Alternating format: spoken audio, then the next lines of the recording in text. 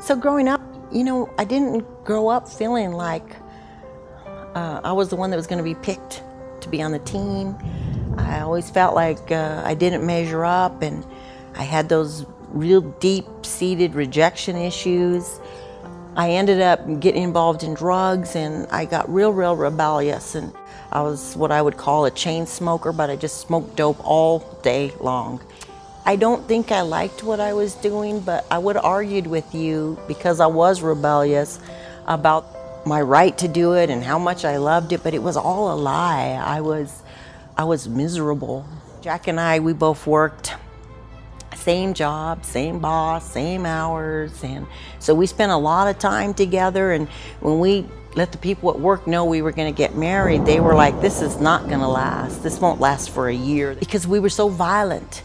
My being a pothead and Jack was an alcoholic, so it was just not a good combination. We ended up going to Hill Rose, Colorado for our job. Nothing's there. There's one little general store, that was the library and the gas station, everything, right? During that time is when the Holy Spirit started coming into our life. And it was so funny, because where we lived, there was only one TV station. And so one night you got channel 13, the next night you got channel 5, the next night you got channel 11. You never got to pick. It was just whoever was running the station put on, that's what you got to see. But amazingly, every night at 10:30, the PTL Club, the old Jimmy Baker PTL Club, came on. And because we were night owls, we would watch it. It was so different for us. I remember watching that program, and they would say, do you want somebody to pray with you? Call this number. Well, we didn't have a phone, so I'd wrap myself in a blanket and I'd go dial the number, at the payphone 2 blocks away. I would do all this stuff. I did it probably 8 times. Nobody ever answered. I didn't know or understand that what was happening, it was that the Holy Spirit was calling us.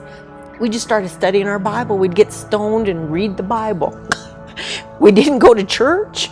We'd just get stoned and watch TV, church TV, and cry. God was just drawing us in such a magnificent way.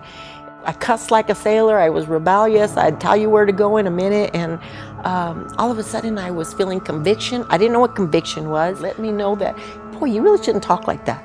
And you probably shouldn't spend yourself getting stoned all the time. This is probably not the best environment for your kids. And I didn't understand that the Holy Spirit was coming and speaking to me like that. There was nobody else.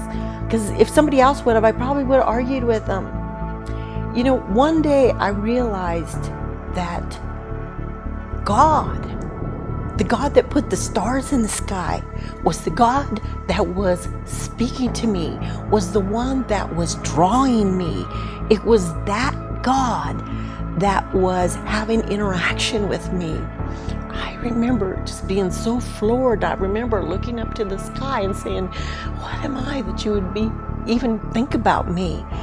And yeah, there's been times I didn't want to hear what he had to say.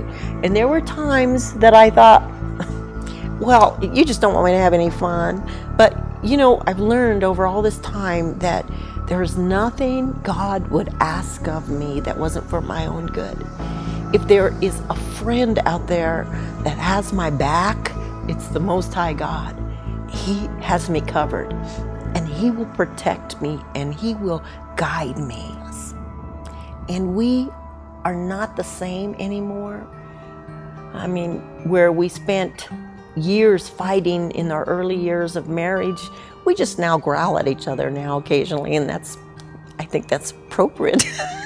But so it's just from massive violent fights to growling, from not being good parents to, I would hope, being parents that my kids would look up to.